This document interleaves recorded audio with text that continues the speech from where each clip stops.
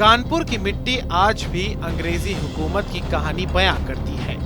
यहाँ के VIP road में मौजूद गोरा कब्रिस्तान ब्रिटिश शासन की याद दिलाता है।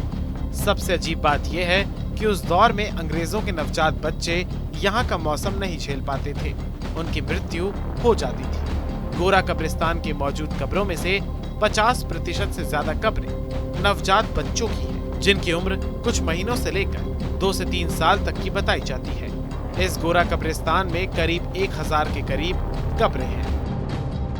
आज हम आपको दिखाने जा रहे हैं गोरा कब्रिस्तान और वहीं पे हम लोग इस समय मौजूद हैं। आप हमारे पीछे देख सकते हैं कि एक लाइन से एक तरफ बहुत दूर तक कब्रें बनी हुई हैं। और सबसे बड़ी बात यह है कि आज के समय में ये जो पूरा स्थान है ये शहर के बीचों बीच आता है, ये सिविल लाइंस एरिया में आता है। लेकिन जिस समय इस कब्रिस्तान को बनाया गया था उस समय ये बिल्कुल गंगा के किनारे हुआ करता था। यहाँ पर कोई भी आबादी नहीं होती थी और सिर्फ यहाँ पे जंगल, पेड़ पौधे ये सब हुआ करते थे।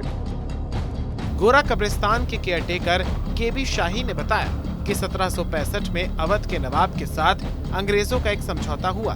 इसके तहत कानपुर में छावनी बनाने की मंजूरी मिली। बताया जाता है कि 1765 के दशक में अंग्रेजी फौजों ने कानपुर में अपनी छावनी बनानी शुरू की थी। इसके बाद उन्होंने अपनी सुविधाओं के हिसाब से शहर में कई चीजों का निर्माण कराया। इस दौरान कई लोगों की मृत्यु हुई, जिन्हें दफनाने के लिए गंगा नदी के किनारे एक स्थान चिन्हित किया गया था, जिसको आज गोरा कब्रिस्तान कहते हैं। केयरटेकर शाही ने बताया कि यहाँ पर अंतिम कब्र तकरीबन 1899 के पास बनी थी। यहाँ पर मौजूद सभी कब्रें सेना के अफसर, डॉक्टर, उनके परिजनों की है। सबसे ज्यादा आश्चर्यजनक बात यह है कि यहाँ पर मौजूद कब्रों में से 50% से ज्यादा कब्रें नवजात बच्चों की है। साल 1920 में ये कब्रिस्तान पुरातत्व विभाग द्वारा संरक्षित किया गया था।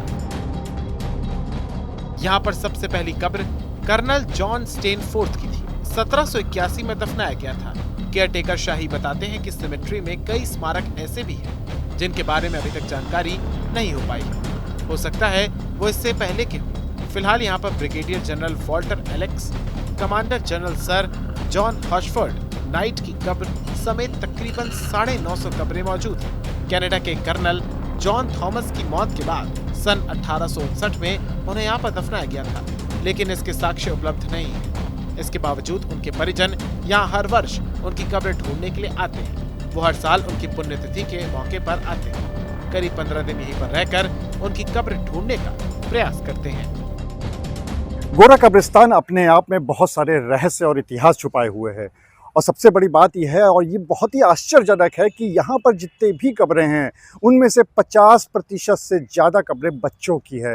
यानी कुछ माह से लेकर 1 साल और 2 साल तक के बच्चों की। इससे साफ तौर पे पता चलता है कि जो बच्चे यहाँ पर होते थे या जो पैदा होते थे या जो नए नए पैदाइश हुए हुए बच्चे, नवजात बच्चे यहाँ पर आते थे, उनको यहाँ का क्लाइमेट जो है वो नहीं उनको सूट करता था। और यही कारण शायद होता होगा कि उनकी यहाँ पर जान चली जाती थी।